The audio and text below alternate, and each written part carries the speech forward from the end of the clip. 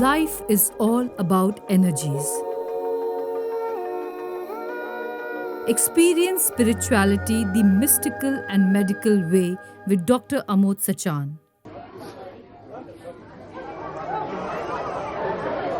जय श्री राम, जय श्री राम, जय श्री राम। आज इस पावन अवसर पर जब अयोध्या में श्री रामचंद्र जी के मंदिर का आज उद्घाटन हो रहा है, प्राण प्रतिष्ठा हो रही है, तो ऐसे अवसर पर इस रामचरितमानस का जो एक दिन का पाठ किया गया, इसमें हम लोगों ने पूरा शुरू से लेकर अंत तक देखा भगवान राम कौन थे और हम कौन हैं और हमारा उनसे संबंध क्या है। ये सबसे जानने की आवश्यकता है। भगवान राम हमारे पूर्वज थे। उन्होंने अपने जीवन में ही जितने विकार थे उनको सबको भग्न कर दिया था, विनाश कर दिया था, इसलिए वो भगवान कहलाए। रामचरितमानस एक कथा है जो साधारण मनुष्य से मर्यादा पुरुषोत्तम बनने की कथा है। और इसमें हमको जो समझना है कि वास्तव में वो सब क्या था जिसके कारण आज हम उनको हर पल याद करते हैं। कुछ प्रहसन है जिनका विवरण मैं करना चाहूंगा, जिससे कि शायद हम इस कथा से अपने वे संदेश निकाल पाए जो हमारे काम के हैं। शायद आप लोगों को, बहुत कम लोगों को जानकारी होगी कि रामायण की रचना महर्षि वाल्मीकि ने रामचंद्र जी के जन्म के पहले लिखी थी। महर्षि वाल्मीकि न केवल उसके राइटर हैं रामायण के, बल्कि वो उसके पात्र भी हैं। तो ये कथा पहले से प्री डिसाइडेड थी और ये लीला जिसको हम लोग कहते हैं, ये लीला उन्होंने इसलिए की जिससे हम सब वो सारे गुण हम अपने अंदर कैसे धारण करें, इसलिए उन्होंने ये काम किया था। और उन्होंने उसमें एक दो प्रसंग हैं जिनका मैं विवरण करना चाहूंगा।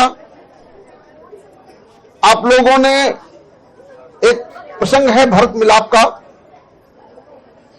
भरत मिलाप में उसके आगे की और पीछे की कथा आपको बाकी है, मालूम है। जो संदेश है वो मैं खाली आज देना चाहता हूं। जब भरत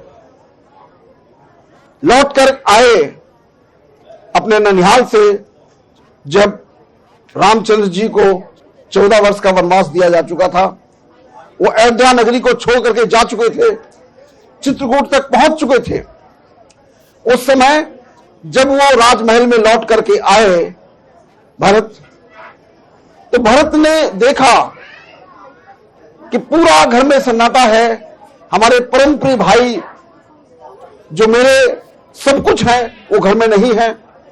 उनको बताया गया, पूरी कहानी उनको बताई गई कि ऐसा ऐसा हुआ, इस कारण से आज वो वनवास को गए हैं 14 वर्ष के लिए। तो उन्होंने कहा कि ये कैसे संभव है कि मेरी भ्राता राम हो और मैं इस सिंहासन पे बैठूं। ये असंभव है। मैं इस सिंहासन पे नहीं बैठ सकता हूं। मैं उनका सेवक हूं, मैं उनका दास हूं, मैं उनके साथ रह करके काम कर सकता हूं, लेकिन मैं इस सिंहासन में नहीं बैठ सकता। उन्होंने कहा मैं जा करके और भगवान अपने भाई रामचंद्र जी को वापस लाऊंगा और वो इस सिंहासन में बैठेंगे। वो उनके सभी भरत, उनके साथ सभी उनके जितने नाते रिश्तेदार थे, राजा जनक, पूरी उनकी सेना, सब लोग चित्रकूट की तरफ चल दिए। और जब वहां दूर से लक्ष्मण ने देखा कि भरत पूरी सेना लेकर के चले आ रहे हैं, तो उन्होंने रामचंद्र जी से क्या कहा, आप इसको वास्तविक परिप्रेक्ष्य में देखिए। रामचंद्र जी से कहा कि देखिए, भरत को इतनी लालसा है कि हम जंगल में आ गए हैं तो यहां भी हमको जीवित नहीं रहने देना चाहता है और हमारे ऊपर युद्ध करने आ गया है। तो राम ने क्या कहा, राम के शब्द सुनिए। राम ने कहा, लक्ष्मण, तुम्हें भ्रम हो रहा है, यह असंभव है कि भरत, अभी अगर तुमको ऐसा लग रहा है तो मैं अभी भरत से कहता हूं तुम वापस चले जाओ और तुम राज करो और भरत मेरे साथ चला जाएगा। यह असंभव है। भरत प्रेम की प्रतिमूर्ति है। भरत और प्रेम एक ही शब्द है, एक ही शब्द के दो पर्यायवाची हैं। वो आए, उन्होंने उनसे विनय करी कि रामचंद्र जी आप वापस चलिए, ये शासन आपको करना है। तो उन्होंने, रामचंद्र जी ने भरत से क्या कहा, भरत से कहा कि ये मेरा कर्तव्य है, यह मेरा कर्तव्य है कि मैं अपने पिता के आदेशों का अनुपालन करूं।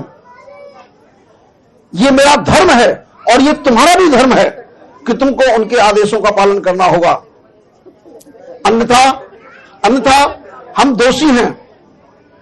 आज के परिप्रेक्ष्य में देख लीजिए, यदि दो भाइयों के बीच में इस तरह की परिस्थिति हो तो क्या हो रहा है आजकल, एक दूसरे के प्रति द्वेष, एक दूसरे के प्रति ईर्ष्या, एक दूसरे के प्रति तमाम तरीके के मुकदमे, ये परिस्थिति होती है।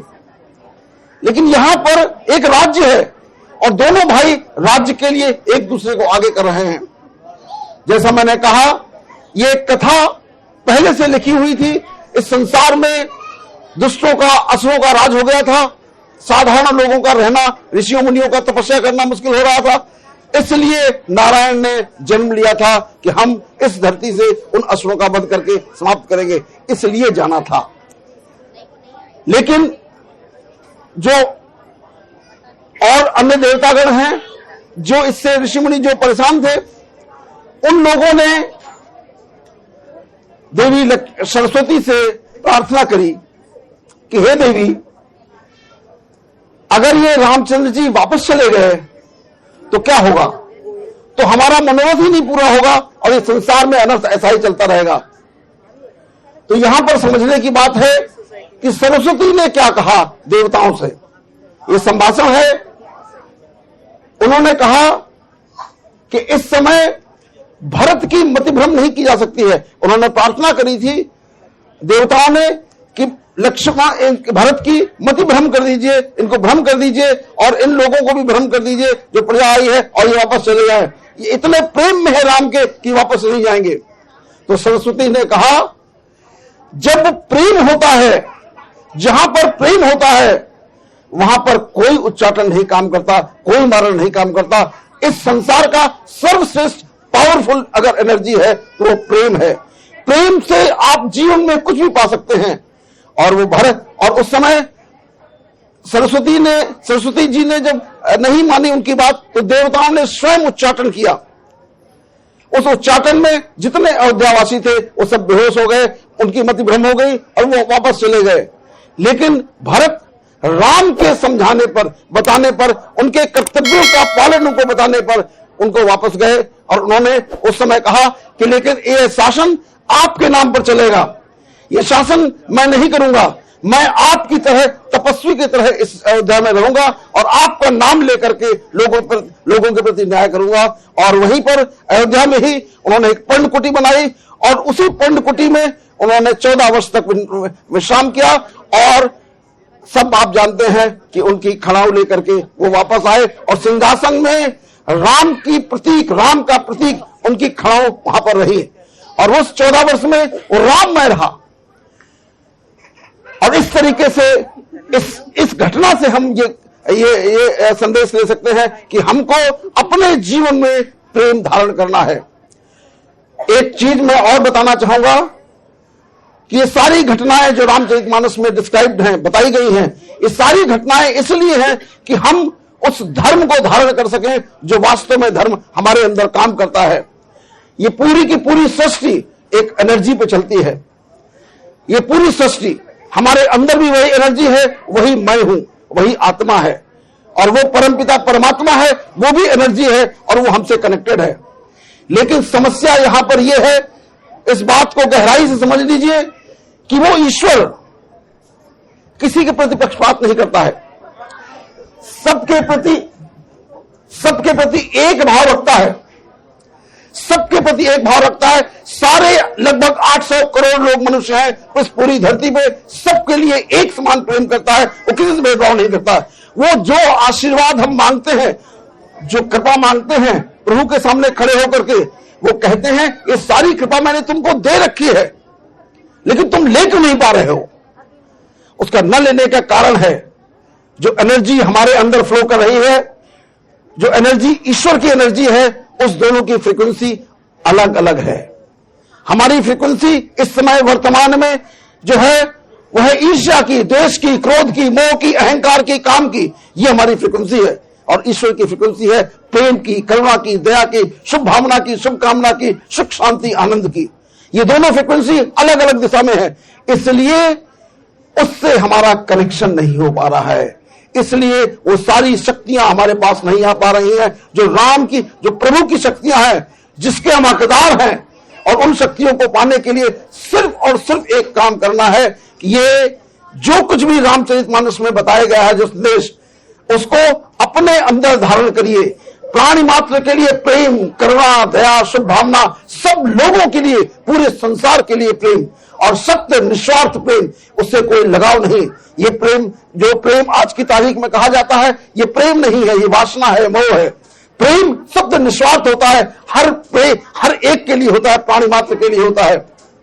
इसलिए हमको ये धारण करना है। अगर हम ये धारण करेंगे तो हम जीवन में सफल हो सकते हैं। ईश्वर का पूरा आशीर्वाद, पूरी शक्ति, पूरे गुण हमको लगातार प्रभावित हो रहे हैं, लगातार हमको मिल रहे हैं। तो आज से मैं एक आपको छोटा सा संदेश देना चाहूंगा। ये 24 घंटे की जो रामायण हम पढ़ते हैं अच्छी है, इससे अंदर भाव जागता है कि हम कुछ अपने अंदर परिवर्तन लाएं, कुछ ऐसा हो जिससे मेरा जीवन बदल जाए। लेकिन उससे पूरा लाभ नहीं होता। आप लोगों को जिस तरीके से मैंने अपने अंदर ग्रहण की है, वो तरीका मैं आपको बता सकता हूं, आप भी कर सकते हैं। आप नित्य प्रति इस रामायण को पढ़ें, 2 चौपाई पढ़ें, 3 चौपाई पढ़ें, 4 चौपाई पढ़ें, जितना समझ में आवे, जितना समय उतना पढ़ें। और पढ़ने के बाद, क्योंकि अवधी भाषा में लिखी हुई है इसलिए कई बार समझ में नहीं आती है, तो पढ़ने के बाद उसके भाव को पूरी तरीके से, जो ट्रांसलेशन नीचे लिखा है, उसको अपने अंदर आत्मसात करें, उसके अंदर महसूस करें कि आप स्वयं हैं उसमें। तो उसके बाद आपको इस रामायण का पूरा मर्म समझ में आएगा। उत्तरकांड जो आज सवेरे हो रहा था, उस उत्तरकांड में पूरी साइकोलॉजी, पूरी साइकियाट्री, पूरी बीमारियां, सब विवरण है कि बीमारियां क्यों होती हैं। हर एक बीमारी का नाम लिखा है तुलसीदास जी ने। लेकिन उसको जब हम धीरे धीरे पढ़े, धीरे धीरे समझेंगे, तो हम अपने आप को उस लायक बना पाएंगे कि हम स्वयं, और हमारा सबका कर्तव्य है, आज ये आप लोग एक प्रण लेके जाएं इस समय, हमारा सबका कर्तव्य है कि हम इसी जीवन काल में एक साधारण मनुष्य से वो देवताई सभी गुण जो भगवान राम के हैं अपने अंदर धारण करके इसी जीवन में देवतुल्य बनेंगे। हमें वो तो थे ही, हमें स्वयं बनना है। और इसको बनने में जो दिक्कतें आती हैं, समझ में नहीं आता कैसे करें। यदि आप चाहें तो मैं आपको 5 मिनट के लिए वो ध्यान करवा सकता हूं, जिससे कि आप स्वयं अपने अंदर इस धर्म को, इस मर्म को अपने अंदर धारण कर सकें। For free meditation sessions, call WhatsApp